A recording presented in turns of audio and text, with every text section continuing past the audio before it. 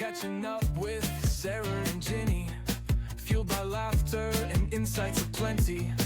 Curiosity, connection, and learning that sticks. Real talk, real lives with practical tips. Welcome to Catching Up with Sarah and Ginny. Come on in. Hello and welcome everyone. Today I've got the pleasure of chatting to Dr. Helen Ross. I've met Helen quite a few times now, which has been quite a fabulous chance to catch up on so much. I'll let Helen tell you a little bit about herself. But Helen, how did we meet? We were just trying to work it out. Like, it's weird, isn't it? There's some people who you just kind of know and you're like, yeah, I don't really know how. But we met, I think, in person at first on the dyslexia show a year or two ago. Yeah. And then we've just ended up kind of coinciding in various spaces. And then we had eventually got around to having a chat, like a virtual couple. And now we're friends, and we had a sleepover and everything. We've even had a sleepover. I love that. We've had a sleepover when you've come down to Gilbert's in Cornwall, which has been fantastic. Awesome. We've written our new project together as well, a course that we shall be publicising too. Absolutely. It will out soon. And do you want to quickly tell me about yourself, Helen, just what you do or what? So what's my name and where do I come from? I love a bit of silly. I do dyslexia assessments, dyscalculia assessments. That's kind of my main income stream. That's as business as I can manage. I don't really know any of the words. I do various bits of research and consultancy along the way as well. Lots of writing. It's all within kind of the SEN space because it's got my heart and it's got my goat. I liked engineering at uni because I liked hitting things, but I could never get that passionate about hitting things. Wasn't my bag. So yeah, I get to do cool stuff that's generally, I think, hopefully, touch wood, of value, of use, and sometimes get paid for it. Very lucky. Well, which is always useful. And so kind of what are you working on currently that's kind of lighting you up or? Big things. Well, I've just finished, I wrote a paper over the summer and then it's an academic paper. So you get your corrections back and one paper was like, no, you must write 3. The feedback was so constructive. Like it was really helpful. It wasn't wrong at all. So I kind of went a few weeks ago and wrote that and that got accepted. So that's cool. Other things I'm working on. I've got a Churchill Fellowship. One of my jobs for today, I'm just looking at my to-do list, which is on my left-hand side, is I've got to get like my brain, what's onto paper so that I can really properly share with other people because I've got to organise a trip to Australia for the new year and a trip to the States sort of for later in the year. And what's the focus? What's the focus of that? That's the... So the Churchill Fellowship is looking at how kids are supported between school and the next thing. So, because kids, and I think my focus will be for bringing knowledge back to the UK, because that's the purpose. You kind of go here, there, and everywhere to look at a problem, a question, finances. So, I'm looking at provision in Australia, where they do quite a light touch. The people I work with, it's quite a light touch, not dissimilar to access to work. But there's a company that does an awful lot of really good work with companies. Shea Whistle and Rethink Dyslexia, what they do is amazing. So I'm going to go and pick their brain. I'm going to meet a few people. I'm going to go to Tasmania and meet some people there as well. I know. First thing, go to Tasmania, like the Tasmanian devil. That's the first thing that comes into my head. My life runs in songs.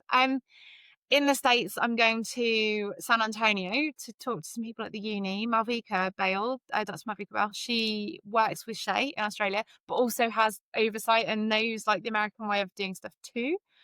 And then in Florida, a gentleman called Tim Cole, my PhD, who runs Morris Centre, where they kind of take people out of settings and put them in the Morris Centre, and as best as I can understand it, they kind of therapize them, do loads and loads of really high intensity interventions.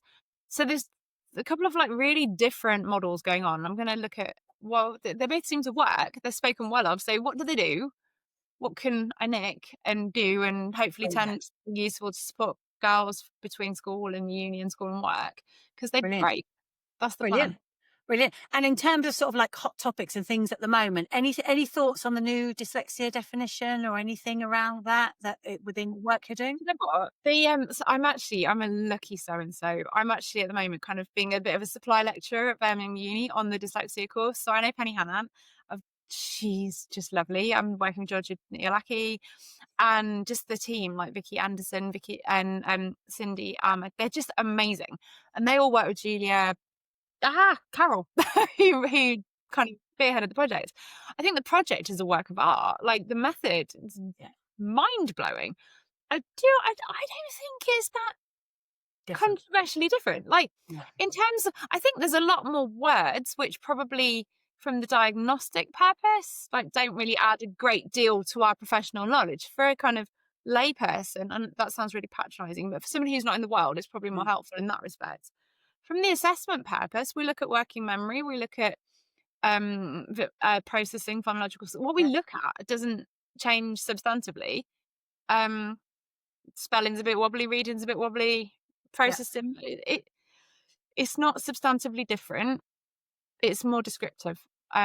Yeah, I think that's interesting because I was listening to Lynn from the British Dyslexia Association at the Positive Dyslexia Conference recently, and that was kind of what she was saying. If you look at the two, there isn't actually a huge amount. There's possibly a bit more description, and there's possibly a little bit more kind of about the kind of visual. There's a bit about around the visual processing, and actually it being the phonological and orthographic stuff. So you're actually pulling it apart slightly a bit more, maybe giving a bit more information.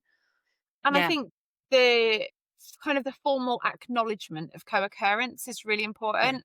There's the most wonderful diagram by Mary Colley and something else whose name escapes me. And if you Google like Mary Colley neurodiversity diagram, you get like a Venn diagram thing. And it kind of where it in the middle it's got executive function, and then around the edge is all the different flavors of neurodiversity. And I think it's possibly one of the most helpful diagrams for me. It kind of showcases it aligns with that diagram quite nicely. I don't know when Mary Colley's diagram was published. I really don't know, but it's like my best friend in diagram form because it's so helpful. So I think that's really good. So and it's really useful as well because people are kind of they get a bit concerned when things change and something new comes out, and it's like, well, what's that gonna kind of like create on anything?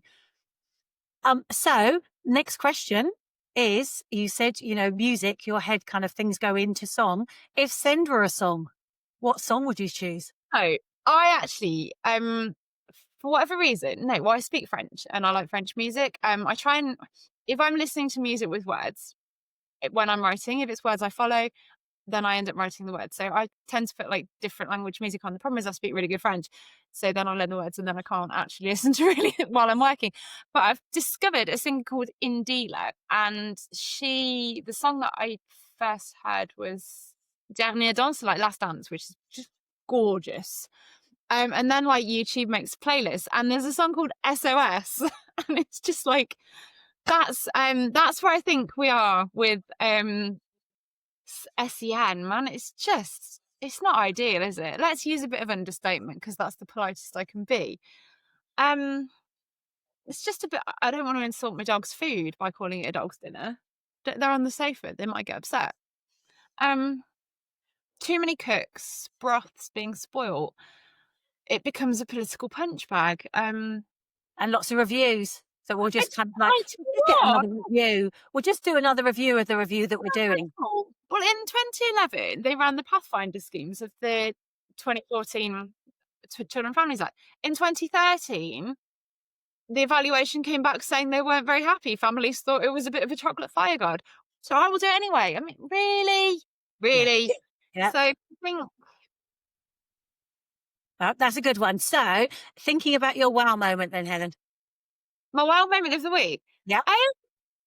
I got an article come through as being published. It was quite a quick, kind, constructive, brutal but kind. Like it was like it was so bang on the money. But it's coming out shortly in Education 3 to 13, which is a journal that I kind of became introduced to through my gorgeous, amazing colleagues at Liverpool John Moores and Manchester Met, Elizabeth Malone, Peter Wood. Big them up. They're just awesome. So we've worked on a project that's coming out. Brilliant.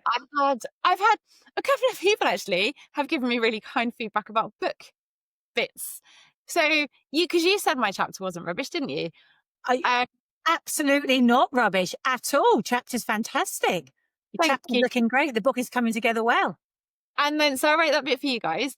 And then I've written some stuff because I don't quite know how it's going to look when it comes out for Georgina Durrant. And there was one bit of feedback, like, could I rewrite a definition of dyslexia? But the reason I had to do that was because the new definition came out. So, like, that wasn't because what I wrote was rubbish. It was just because, well, if a whole new framework comes out, you kind of have to address that in a book. So that's really cool because writing, I love writing, but you put your heart and soul into it and then you're like, oh, what are they going to say? So to have nice feedback as a bit of a spanner with dyslexia is really, really nice. But Very, actually, very. that's such a key thing for everyone to be aware of, how that importance about feedback and the importance about actually making sure, because we've been gathering chapters in, contributions, case studies from people for a new book on teaching writing. And it's really interesting because it's such a huge kind of project. And we've got lots of different little bits being contributed as well as your kind of whole big chapter. And I was kind of sharing it on social media to say thank you, thank you, thank you. And I didn't include someone. And I didn't mean to not include, but it's really interesting because they sort of got in touch and said, was my work okay? Was everything? And you know, and actually, gosh, You'd have been mortified because you're so kind and so caring.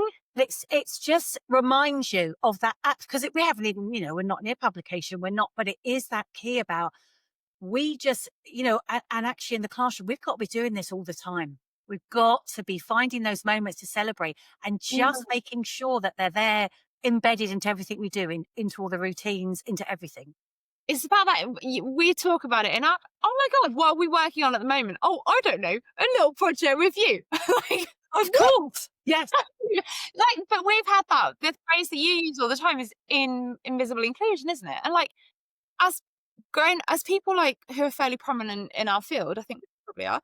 We've got like, when we're working with people, if I missed somebody out like that, you just feel wrong because you don't want to upset somebody. No. And But then there's lots happening, and also, you know, as in with my own mind, I was just talking about something I've forgotten to order, and I forget to order it all the time, and it's just, I think many moons ago, one of my ex-boyfriends once said to me about, and you know, a woman, tampons. He's like, how can you not have tampons in the house? Like, how can you not? Do you not know every month you're going to need to use them? And you're just like, but it's that thing of making sure that you keep on top of all of these different things. And there's so many different plates sometimes spinning that they do drop. And it's acknowledging that we all do it all the time. And for those children in the classroom, that's a constant thing. My head plate spinner is called Andrew, and he has the patience of a saint. He is the nexus between brave, patient, and stupid. I think, yeah, and I've got an Andrew as well. So I think that's good. Okay, Helen, thank you. If you've got one key takeaway from this, I mean, it could, you know, obviously be things about making sure we praise, but is there anything you want to share or kind of people to take away? I was at a women's network meeting. Hannah Wilson, who runs the Bath Women in Leadership Network thing. I can't remember. So Hannah's awesome, and I was at a coffee morning on Saturday gone because I kind of had a weekend off for my birthday, and I was like, I'm going for coffee, and my goodness, you don't have chat. Like, everyone's so so diverse, such a hodgepodge of roles and journeys in this life. And I was sitting next to two ladies, two South African ladies I will put my teeth in, and like, we were chatting about kind of the complexities of neurodiversity because everyone has some experience of it, and we were just saying, take the advice you would give a friend. So if you're having a bit of a pappy time, because I somebody said, I can't remember the context, but it was basically like, we're always really horrible to ourselves. I'm rubbish, internalizing like how crap we are. If your mate came to you and described their situation, you'd give them a bit of bloody compassion, wouldn't you? Take the advice you would give to your friend. And I mean, I think that's a wonderful one. And I recently, I think it was Sam Garner that asked us to turn to the person sat next to us while we're listening to her and say something to that person, give them a compliment, and the other person's just got to say thank you. I think so too. The poster. And it was so difficult to do. You know, and actually she just said, you know, if people said some of the stuff to you that you say to yourself in your head, would they still be your friend? You punch them. And, I think I am my own worst enemy. Yes. So give yourself the advice that you would give somebody else and take that advice as well. Oh, Yeah. Helen, thank you so much. I cannot wait for us to meet again, which I'm sure is going to be very soon, and chat. But thank you, Helen. Take care. Thank you. Thanks for joining us this time on Catching Up with Sarah and Ginny. Always a pleasure and never a chore.